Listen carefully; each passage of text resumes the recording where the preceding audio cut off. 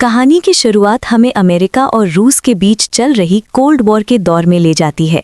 इस तनाव भरे समय में रूस के अंदर पेट्रियट नाम की एक सीक्रेट ऑर्गेनाइजेशन काम कर रही होती है। ये ऑर्गेनाइजेशन इंसानों और जानवरों पर खतरनाक एक्सपेरिमेंट कर रही होती है ताकि ऐसे सुपर सोल्जर्स बनाए जा सकें जो अपने देश की हर हाल में रक्षा कर सकें। इन एक्सपेरिमेंट के दौरान कई प्रोजेक्ट्स पूरी तरह फेल हो जाते हैं और कई जिंदगियां बर्बाद हो जाती हैं, लेकिन इन्हीं नाकामियों के बीच कुछ एक्सपेरिमेंट कामयाब भी होते हैं। कुछ लोग असाधारण ताकत हासिल कर लेते हैं और सुपर हीरो बन जाते हैं। सब कुछ आगे बढ़ ही रहा होता है कि तभी एक भयानक और रहस्यमयी ब्लास्ट होता है जो पूरी लैब को तबाह कर देता है। इस धमाके में सारे सुपर हीरो प्रोजेक्ट्स खत्म हो जाते हैं और वहां मौजूद साइंटिस्ट का भी कोई सुराग नहीं मिलता। वहीं दूसरी ओर अब हम देखते हैं कि रूस अपने एआई रोबोट्स की टेस्टिंग कर रहा होता है। इस टेस्टिंग एरिया में आर्मी के टैंक्स और हेलीकॉप्टर्स भी मौजूद होते हैं। सब कुछ सामान्य चल रहा होता है कि अचानक एआई रोबोट्स अपने ही टैंक्स और हेलीकॉप्टर्स पर हमला कर देते हैं। आर्मी उन्हें रोकने की पूरी कोशिश करती है लेकिन नाकाम रहती है। एआई रोबोट्स वहां मौजूद सभी आर्मी व्हीकल्स को नष्ट कर देते हैं और टेस्टिंग करा रहे आर्मी ऑफिसर्स और टेक्नीशियंस को भी मार देते हैं। इस घटना के बाद हम डॉक्टर एवगस्ट को देखते हैं जो पहले पेट्रियट ऑर्गेनाइजेशन के एक साइंटिस्ट थे। अब उन्होंने खुद पर एक्सपेरिमेंट करके अपने आप को एक साइबॉर्ग में बदल लिया है।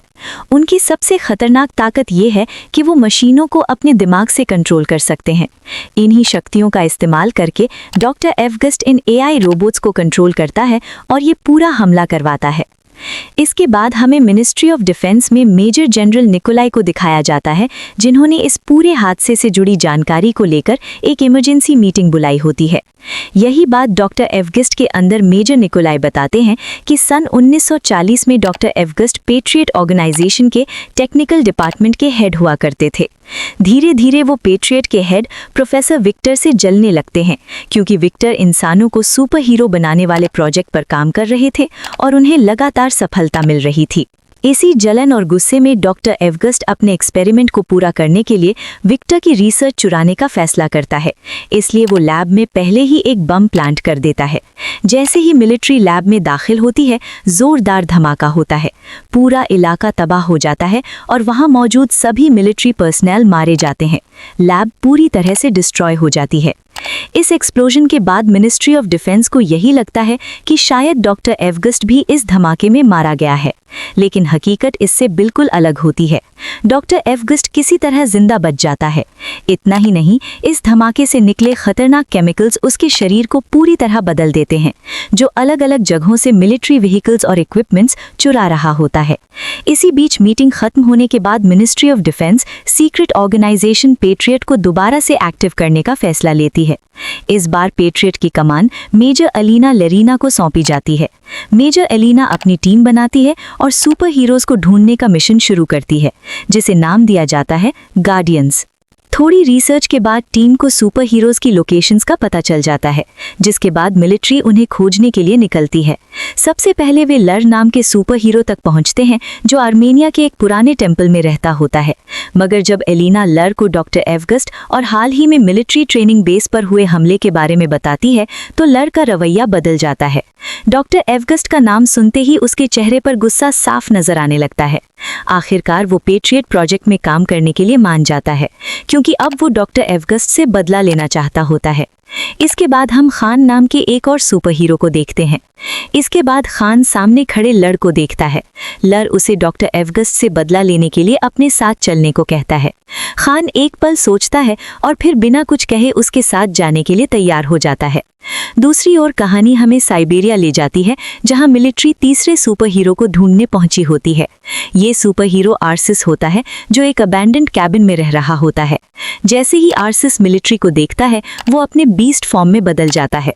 उसका रूप एक खतरनाक जानवर जैसा हो जाता है। आर्सिस मिलिट्री पर हमला कर देता है और उन्हें मारना शुरू कर देता है। इसी दौरान उसकी नज़र खान और लर पर पड़ती है। जब उसे पता चलता है कि वे दोनों डॉक्टर एवगस्ट से बदला लेना चाहते हैं, तो आर्सिस भी उनके साथ जाने के लिए मान जाता है। अब कहानी आगे बढ़ती है और हमें मॉस्को में एक सर्कस शो दिखाया जाता है। यहाँ जिनिया नाम की एक लड़की अपनी परफॉर्मेंस कर रही होती है। वो एक बड़े पूल में छलांग लगाती है और पानी में कूदते ही गायब हो जाती है। दरअसल जिनिया के पास पानी में गायब होने की सुपर पावर्स होती है। शो खत्म होने के बाद जिनिया अपने ड्रेसिंग रूम में होती है। तभी अचानक वहां खान आ जाता है। खान को देखते ही जिनिया चौंक जाती है और उस पर हमला कर देती है। खान अपनी सुपर स्पीड का इस्तेमाल करके उससे दूर जाकर खड़ा हो जाता है और उसे समझाने की कोशिश करता है कि वे दोस्त हैं, लेकिन जिनिया उसकी बात नहीं सुनती और दोबारा उस पर हमला कर देती है। तभी वहां लर आ जाता है। जिनिया उससे भी फाइट करने लगती है, लेकिन लर उसे हरा देता है। इसके बाद वहां आर्सिस आता है। वो जिनिया को बताता है कि सुपर पावर्स की वजह से हम सभी अब तक जवान हैं। आर्सिस ये भी कहता है कि जिसने हमें ऐसा बनाया है, अगर तुम भी उससे बदला लेना चाहती हो तो तुम हमारे साथ आ सकती हो। उसके बाद जिनिया अपनी पावर्स के बारे में बताती है। वो पानी में गायब हो सकती है और हालात के हिसाब से अपने शरीर का टेम्परेचर भी बदल सकती है। उनकी बातचीत अभी चल ही रही होती है कि तभी एलिना की टीम का एक मेंबर वहां आता है और बताता है कि उन्होंने डॉक्टर एवगस्ट की लोकेशन ट्रेस कर ली है। वो एक जंकयार्ड में मौजूद है जिसे वो अपना कमांड सेंटर की तरह इस्तेमाल कर रहा है। ये खबर सुनते ही सभी सुपर हीरोज जंकयार्ड पहुंच जाते हैं। वहां तेज बारिश शुरू हो जाती है।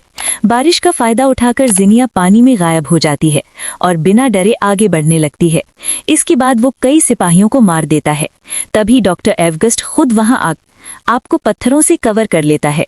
वो अपने दोनों हाथ एक साथ जमीन पर मारता है, जिससे वहां हल्का सा भूकंप आ जाता है। इसके बाद वो कई सिपाहियों को मार देता है। तभी डॉक्टर एवगस्ट खुद वहां आ जाता है। लर उस पर पत्थरों से हमला करता है और दोनों के बीच जबरदस्त फाइट शुरू हो जाती है, लेकिन डॉक्टर एवगस्ट पर लर के हमलों का कोई असर नहीं होता है। एवगस्ट लर को बुरी तरह पीटता है और उसे घुटनों पर लाकर उसकी कमर तोड़ देता है। लर गंभीर रूप से घायल हो जाता है। इसके बाद डॉक्टर एवगस्ट सभी को एक मैग्नेटिक शील्ड वाले चेंबर में बंद कर देता है। इसके बाद वो उनसे कहता है कि उसे पहले से पता था कि वे सब यहाँ आएंगे, इसलिए उसने अपने गार्ड्स को उनसे लड़ने के लिए सुपर वेपन से लैस कर दिया था। अपनी आर्मी के साथ मॉस्को की तरफ बढ़ रहा है। हालात लगातार बिगड़ते जा रहे होते हैं। इसी बीच हम डॉक्टर एवगस्ट और मेजर जनरल निकोलाई को एक साथ देखते हैं। यहीं पर यह बड़ा खुलासा होता है कि मेजर निकोलाई ने ही डॉक्टर एवगस्ट के साथ एक सीक्रेट डील की थी। जब लर को होश आता है तो वो मेजर एलिना को बताता है कि बेहोशी की हालत में उसने अपनी बेटी को देखा था। उसने अपनी बेटी को बूढ़ा होते और अपनी आंखों के सामने मरते देखते हैं। सुपर पावर्स की वजह से उसकी उम्र नहीं बढ़ी, लेकिन उसकी बेटी वक्त के साथ बूढ़ी होती चली गई। ये याद उसे अंदर से तोड़ चुकी होती है। कुछ ही देर बाद प्रोफेसर विक्टर मेजर एलिना से मिलने आते हैं। वो बताते हैं कि वो कई साल से मेजर एलिना से छुप कर रह रहे थे, लेकिन जब उन्होंने न्यूज में एवगस्ट को देखा तो उन्हें वापस आना पड़ा। विक्टर कहता है कि एवगस्ट को हराने के लिए उनकी मदद बेहद जरूरी है। वो तुरंत लर का इलाज शुरू कर देता है और मेजर एलिना को एवगस्ट की लैब के बारे में जरूरी जानकारी देता है। इसके बाद मेजर एलिना अपनी टीम के साथ एवगस्ट की लैब पर पहुंचती है। वहां वे सभी गार्ड्स को मारकर गार्डियंस को आजाद करा लेते हैं।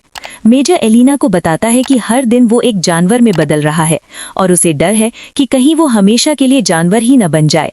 एलिना उसे भरोसा दिलाती है कि ऐसा कभी नहीं होने देगी और शायद प्रोफेसर विक्टर उसे ठीक कर सके।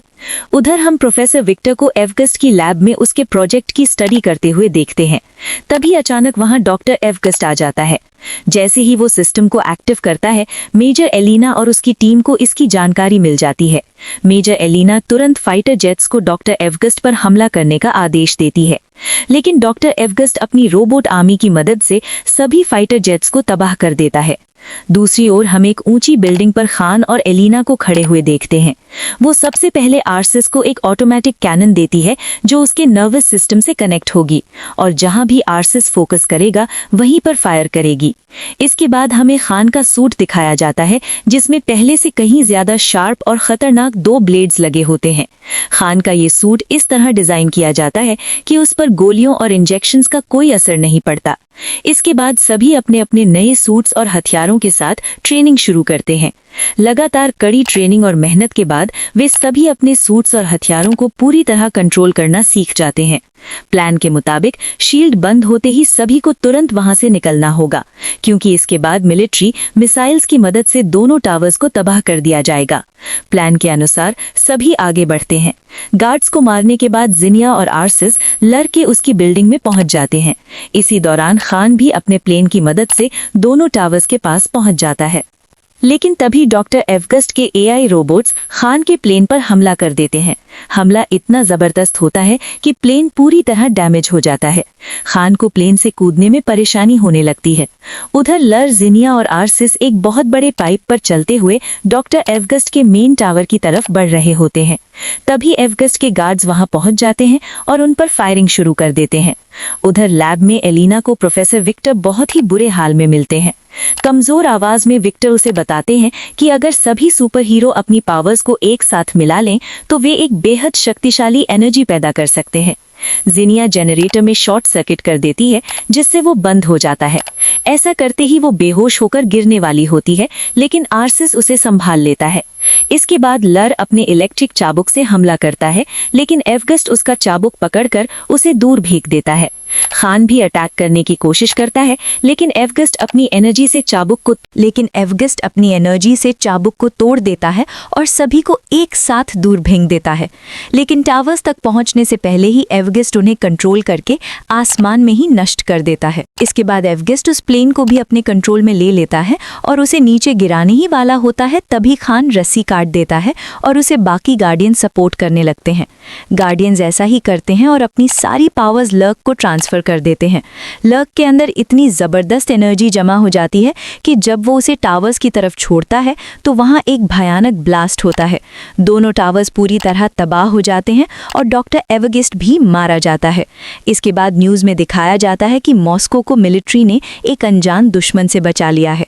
असल में गार्डियंस की पहचान अभी तक पब्लिक नहीं की गई होती है। सब कुछ खत्म होने के बाद एलेना सभी गार्डियंस को धन्यवाद कहती है।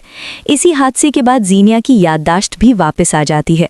अब सभी वहां से जाने लगते हैं, लेकिन तभी मेजर एलेना उन्हें बताती है कि बाकी के गार्डियंस भी मिल गए हैं। और इसी के साथ ये फिल्म यहीं पर खत्म हो जाती है। हम उम्मीद करते हैं कि आपको ये सुपर हीरो फैंटेसी मूवी पसंद आई होगी। बाकी अगर आप ऐसी और मूवीज देखना चाहते हैं तो कमेंट बॉक्स में उनके नाम जरूर सजेस्ट करें। हम कोशिश करेंगे कि उनमें से बेस्ट मूवीज को चुनकर जल्दी वीडियो बनाएं। फिलहाल आज के वीडियो में बस इतना ही, लेकिन हम फिर जरूर मिलेंगे एक नई और इंटरेस्टिंग कहानी के साथ। तब तक के लिए धन्यवाद।